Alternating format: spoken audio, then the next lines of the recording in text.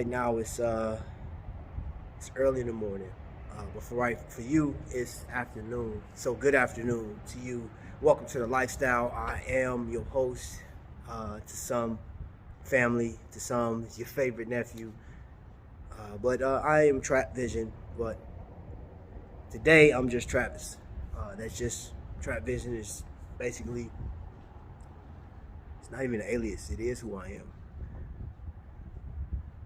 But if you're here, you see that the title thumbnail is just labeled fortunate. And if you saw the thumbnail, you saw the young lady in that picture is my sister.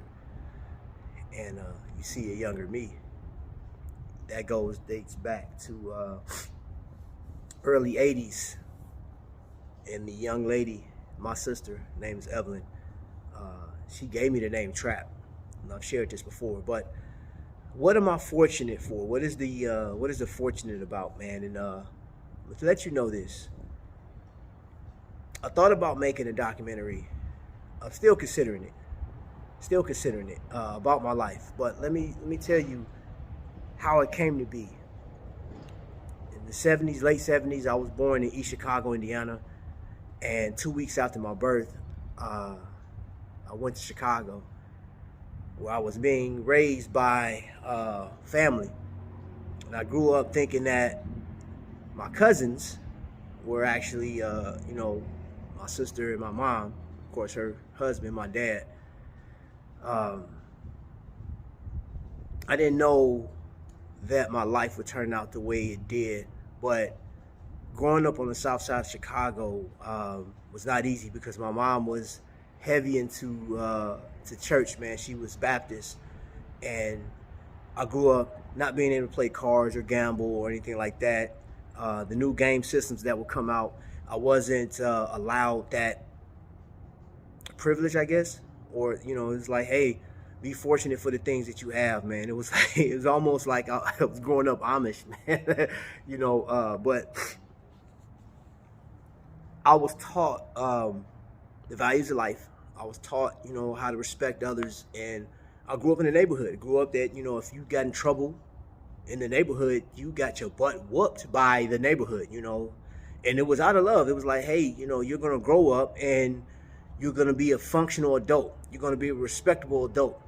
And the one thing I didn't realize as a kid, because you don't realize that stuff as a kid. You just know that if you got in trouble, if you did something wrong, you got corrected. You got your butt tore up. And you're just like, man, I hate this. I hate it, whatever.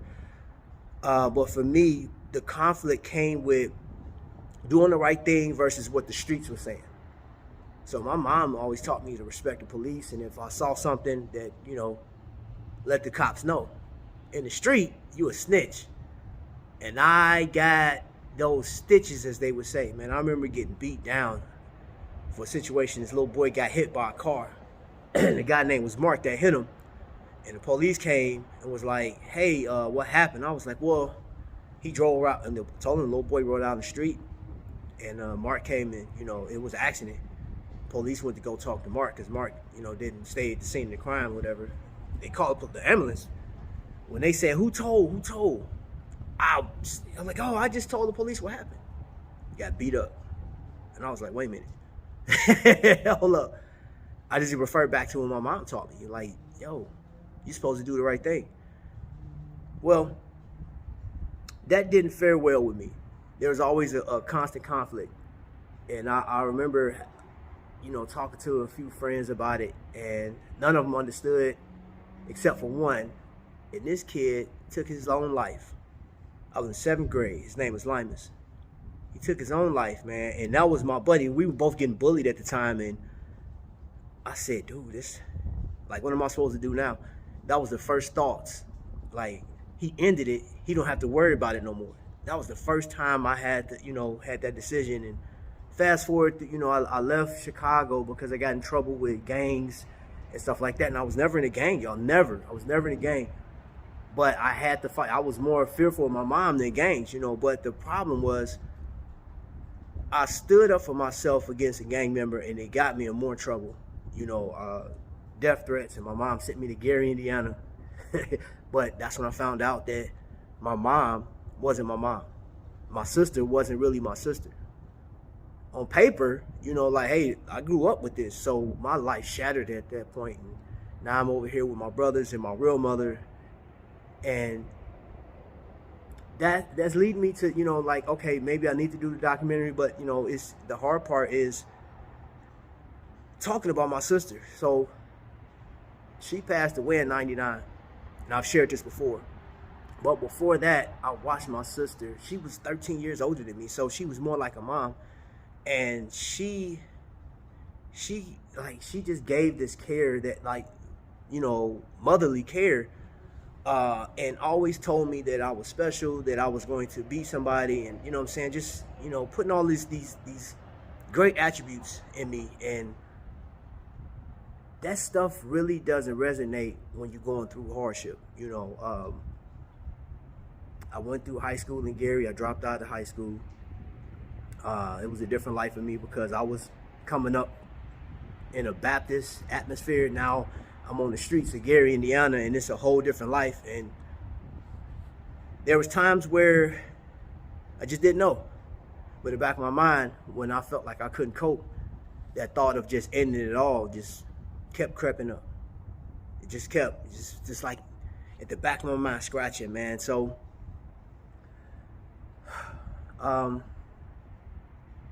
sister passed away, and the way she passed was the hardest thing for me because we got into an argument, and it was my fault. But and my sister's type, like, she didn't like to let 24 hours. She didn't even like to let 6 hours go by, let alone 3, if we was into it, man. And my sister always,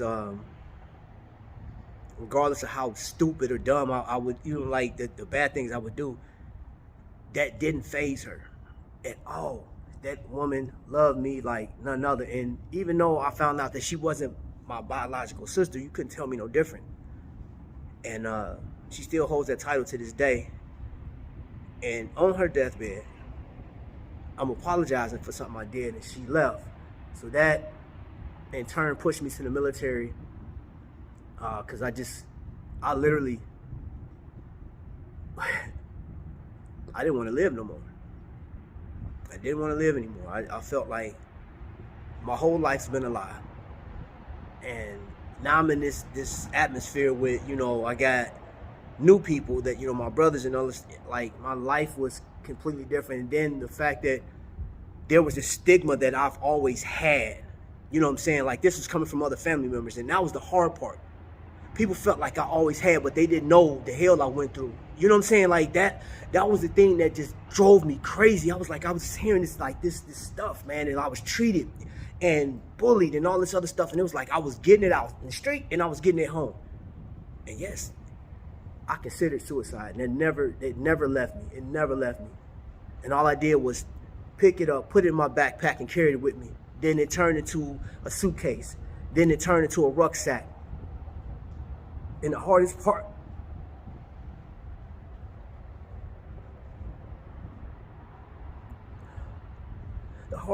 about my life was nobody understood anything that what I was going through. Nobody understood that I never got over my sister dying. Nobody understood that. I was like, all I did was try to display what was taught to me, and it wasn't working. All I got to hear was, you had this, you had that, you was more fortunate, man.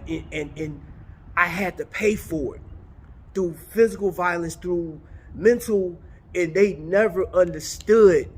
You know what I'm saying? They never understood who I was. They never thought about understanding who I was and what I represented.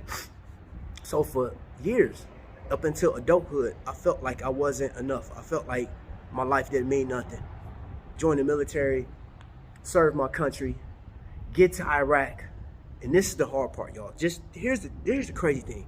I get to Iraq, and now I got soldiers, white soldiers, that are telling me, I'll never follow you. I'm not going to follow no monkey. I'm not going to listen to this black guy. You don't know nothing. Your people's trash. Like, I've had this stuff, man. I got jumped on. Like, I got jumped by white soldiers over there in Iraq, on top of having to fight a war. You know, there's so many things, y'all, that I had to endure. But here's the thing, and I'm gonna leave it at this. Just when you think that your life is hard and you feel like, I can't make it. Oh yeah, I was gonna eat a bullet. I thought about it too many times. I was just thinking about it, like I can't deal with it. All the way up into my 30s, late 30s. But this is the thing that for me, where I was blessed at, regardless of what all the bad I done, I was blessed with a wife that accepted me for who I was. It wasn't no money or anything like that. It was just like, hey, I'm interested in you. Then we had children. I came into a blended family.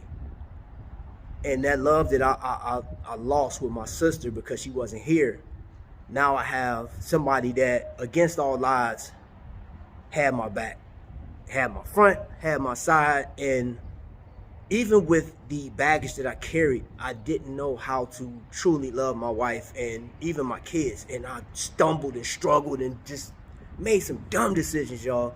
But she stood with me. And in 2016, I'm sitting on a stage being honored by faculty, my family. And when I mean my family, I'm talking about a small amount. I graduated from college. You talking about somebody that dropped out of high school, that felt like I was always told that I wasn't gonna make it. I was least likely to succeed. That was in a yearbook. They got a picture of me saying this guy right here, least likely to succeed. Now I got a pocket full of my family and friends and peers celebrating me for graduation. My wife was right there. So the point I'm making, despite what you may feel in life, you're worth it, and you're fortunate to have the people or whatever drives you. I'm gonna leave you with this. I talked to a young man yesterday, 29 years old, that confessed to me that he just learned how to read. Now, I'm gonna tell you how this thing ties in. In 2015, I started researching literacy here in my state, in Indiana. In the city that I am, just the city that I'm in, over 100,000 people, occupants, grown folks. And I'm talking about young folks can't read past an 8th grade level. And this man confessed it to me. And he told me my children can read better than me. He said, I can read now. I went and got my diploma. But he said, I just did it.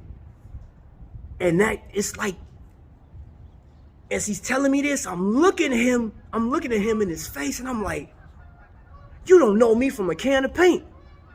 But yet, just a simple conversation of talking to him, he opened up, confessed this to me, and I thought about my whole life. This whole video was going to be completely different. It had a different title, but like, it just made me think he's fortunate for whatever, and I did not pry into why and what happened in his life, but I can read through his eyes that his journey was tough.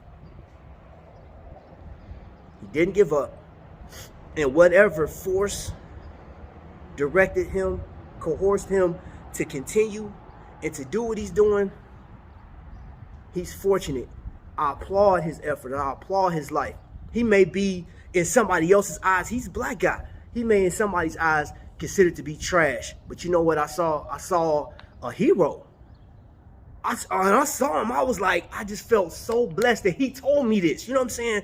So I'm telling you this. I'm telling you without, man, no filters. If somebody in your life ain't giving you what you need to elevate you, you have to let them go. Poisonous, toxic relationships, you gotta let it go. I don't care what it is. I've been through it, and I have my children, I have my wife, and I've made some bad mistakes. I got one right now. I don't even know how to fix it. You know what I'm saying? And I'll share that some other time. But there's one situation I have with a child that I'm like, where do I even start? I don't even know. I've made so many bad, and I can't blame nobody else. I won't put that blame on nobody else. I just don't know how to fix it. You know what I'm saying? So, but I'm still fortunate. that I got people, man. I don't expect everybody on YouTube or Instagram or Facebook to be genuine. I don't. You can't be. There's no way, because I don't know what your background was. Your background was probably toxic, so you give out toxicity. Is it your fault? Some of it at your adult age, yeah, you have to take some responsibility in it, but like you can't help it. You can't help who you are. You know what I'm saying? So all I can tell you is this.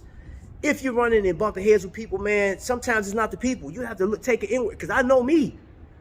Like, I'm surprised my wife stuck with me this long, you know what I'm saying? Because, man, I'm talking about I was a straight jerk during, like, a portion of our marriage, you know what I mean? And all I'm going to say is I'm fortunate to have the people I have in my life, man. So if you made it this far, man, thank you for supporting. Thank you for being here.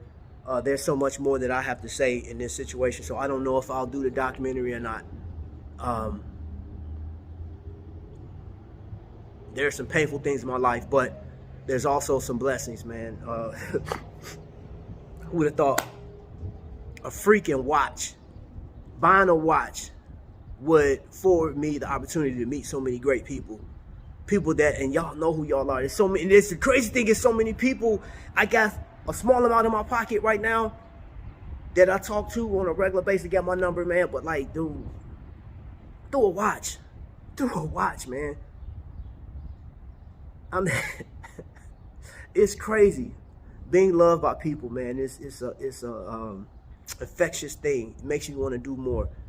Makes you want to just, just let go and enjoy the people around you, man. You know what I'm saying? So I hope that I can be a help to people, man. I don't know who needs to hear this, but don't give up on life. Please don't. I thought about it many times. I actually took pills before. I actually took a bunch of pills, and I'm gonna tell you something. That's a painful process, getting your stomach pumped. It's not worth it. It's not worth it, man. It is not worth it, because once you're gone, you can't fix your problems. Can't nobody help you with your problems because you're gone. I've been there. So thank you guys for watching. We hear this at the end. I always say until the next lightning strike, but I'm gonna tell you this. You have to take care of yourself. You have to get the help you need. There's many things, man. Look, the government like giving out money. Dig into some resources, man. Dig into those resources and let the government help you with that. I mean, yeah, they got government assistance for housing and stuff like that. But if you need help mentally, I got medicine for what I had, like the depression and stuff like. Yes, and I share this with you. I don't care. You better get some help. Counselors. There's too much. There's too many resources. Don't let yourself fade away into nothing, man.